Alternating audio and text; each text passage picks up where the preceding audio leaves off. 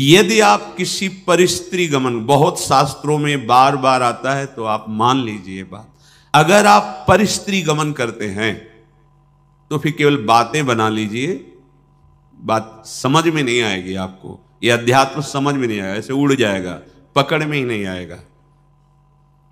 ना स्त्री प्रसंगी, स्त्री प्रसंगी आप तो परिस्त्री गमन नहीं करते, पर जिसको मित्र बनाए हुए हैं वो व्यभिचारी परिस्त्री गमन करने वाला है, तो उसके संग से आपका हृदय मलिन हो जाएगा।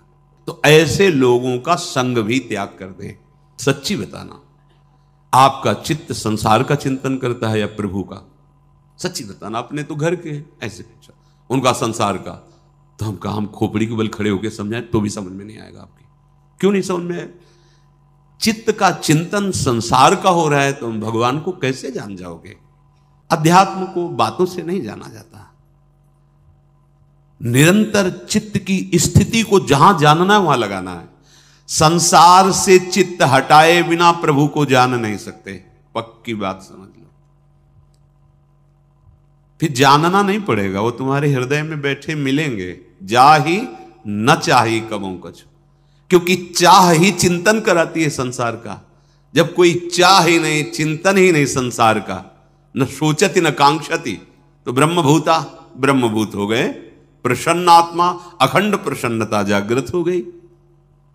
अगर आप ऐसे चलोगे तो भावे नात्युज्वले नात्मनि मधुरतरे न्यस्य राधा पदाब्ज। जिसकी चाह है वो बात बन गई। कैसे बनेगी? किसी भी स्त्री की तरफ काम भाव से मत देखो, चरणों की तरफ देखो, निकल जाओ। ज्यादा मनमानी करोगे तो ये जीवन व्यर्थ चला जाएगा।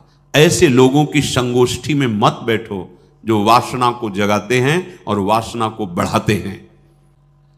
श्री विदुर जी महाराज धृतराष्ट्र जी को उपदेश करते हैं, हे महाराज धृतराष्ट्र, आंख कान आदि ये 9 द्वार वाला जो देह है,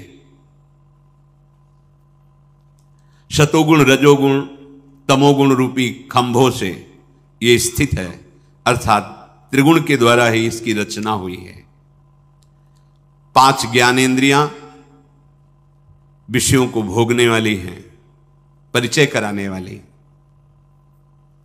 आत्मा राजा की तरह विराजमान है। इस महल में 9 द्वार वाले राजा की तरह आत्मा विराजमान है। अब मंत्री बड़े बेईमान हो गए, गलत सलाह देने लगे। बुद्धि मन ये मंत्रणा का परिकर है।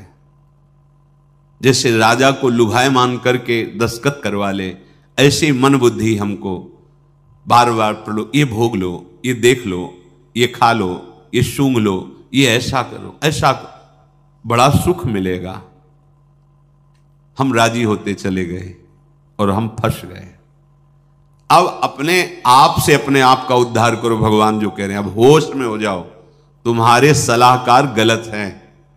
जांच कैसे करें?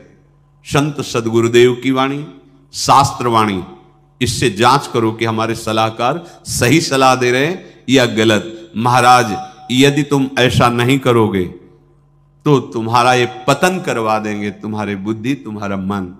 वही ज्ञानी है जो तत्व से ये बात जानता है कि शरीर एक घर मात्र है, मैं नहीं हूं। ये इंद्रियां सेवक हैं, ये मैं नहीं हूं। ये मन बुद्धि सलाहकार हैं आपके, आप नहीं हैं। पर आप कभी ऐसा नहीं देखते। आप शरीर को मैं देखते हैं, मन इंद्रियों को मैं में मिला लिए हैं कि मैं खा रहा हूं, मैं देख रहा हूं, मैं भोग रहा हूं, मैं चल रहा हूं। चाहे कर्मेंद्रीय विषय हो, चाहे ज्ञानेंद्रीय विषय हो, चाहे अंतःकरण, आप उसे मैं से लिए हुए हैं। तो वही ज्ञानी है जो इस बात को तत्व से जानता है। विदुर जी महाराज कह रहे हैं, जो कोई भी नशा करेगा,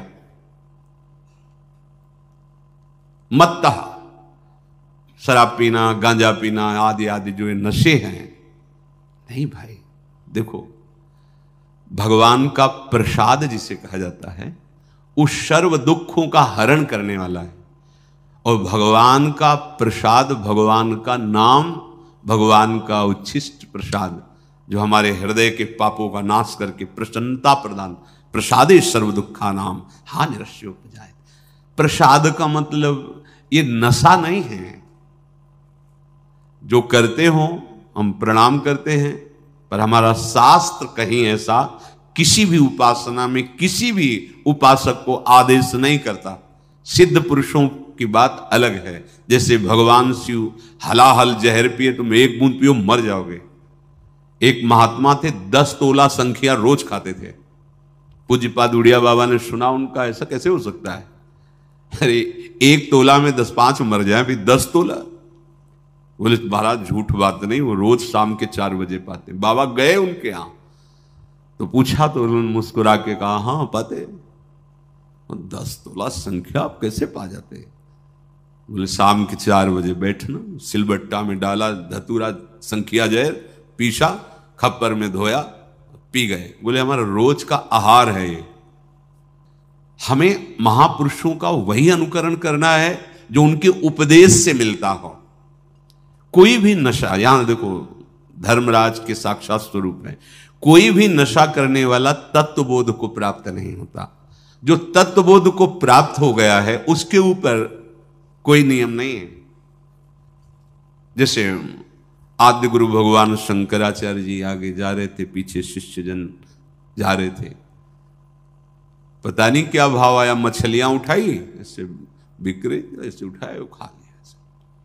जब देखा गुरुजी ने खा लिया तो 4 शिष्यों ने नहीं खाया और शेष ने। आगे जा रहे थे तो भ्रमण ही करते थे तो कांच गलाया जा रहा था, खप्पर में खोलता हुआ कांच ले पी गए। जिन्होंने नहीं पिया था वहां भी नहीं पिए, जो पिए थे वो जो मछली पाए थे उनसे कहा पियो। कांच कैसे पिएंगे, मर जाएंगे, तो मछली क्यों खा ली? जो नहीं खाए थे उनसे कहा आपने क्यों नहीं खाया जब हमने खाया? तो उनका प्रभु आपने आदेश नहीं किया। ठीक, आपने क्यों पा लिया? बोले आपने पाया तो हम पी तो रहे हैं, गलाया हुआ कांच पी ना पिए। ऐसे किया तो जीवित मछलियां निकल पड़ी, सिद्ध योगी प्रवाहित कर दिया नदी। आप वो तो लीवर में जाकर पचने लगी। हमें वो अनुकरण बात नहीं करनी जिसका वो आदेश न कर रहे हो। उनके उपदेश से जो उनके आचरण मिले, शास्त्र सम्मत बात है, महापुरुषों के जो आचरण उनके उपदेश से मिले बस वही अनुकरणीय है। वो क्या कर रहे हैं? कोई भी नशा, जैसे कहते हैं भाई हमने सुना है ऐसे, फिर ध्यान में अलियो ब्रह्म लोग पहुंच गए।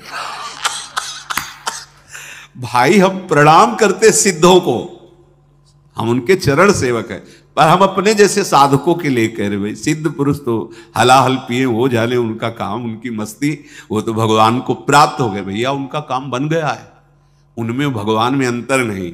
जैसे सखागण और गौवें गोपगण फंस गए दावानल में, कन्हैया बचाओ, तुम्हारे सिवा कोई नहीं बचा सकता। बोले भैया आंख मूंद लो, मुंह में पी गए, पूरे ज्वाला को पी गए मुंह में। एक कोयला लाल लाल रखो मुंह में, अभी रख पाओगे? नहीं, भगवान के मुख से साक्षात अग्नि का प्रादुर्भाव हुआ है। भगवान उसी जगह उसको रोक ले, आओ अपने स्थान पे आ जाओ, भगवान ही तो सर्व रूपों में। तो जो भगवान को प्राप्त महापुरुष हैं उनमें और भगवान में अंतर नहीं। ब्रह्मविद ब्रह्मवि भवति। अब उनके ऊपर आप ही ऐसे नहीं कर सकते कि ये खा रहे हैं।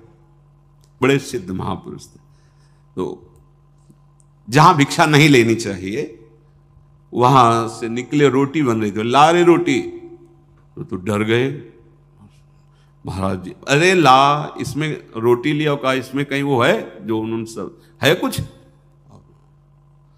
ब्रह्मार्पणम ब्रह्म भगवद अर्पण कर। लेकिन वो आचरण हमारे लिए जो आदेश करे वही अनुकरणीय नहीं है। महापुरुष जो आचरण कर रहे हैं वो आचरण उनके उपदेश से मिलता है कि नहीं? अगर नहीं मिलता तो हम प्रणाम करते हैं, वो हम कर नहीं सकते। कोई भी नशा साधक को, हम सिद्धों के लिए नहीं कहते हैं, कोई भी नशा खा करके आप भगवत तत्व का चिंतन, भगवत बोध नहीं प्राप्त कर सकते। सबसे बड़ी कमी, आपको उस नशे में सुख लग रहा है, क्योंकि बुद्धि शिथिल होती है। तो आपको लग रहा है बड़ा आनंद आ रहा है।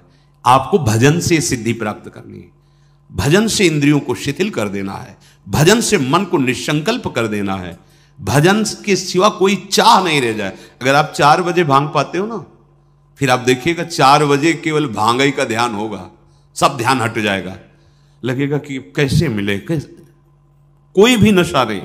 भगवत प्राप्ति हमारा लक्ष्य है, इसलिए कोई नशा नहीं। जब तक तन्मयता भजन की, तब तक जीवन की सार्थकता क्या रही।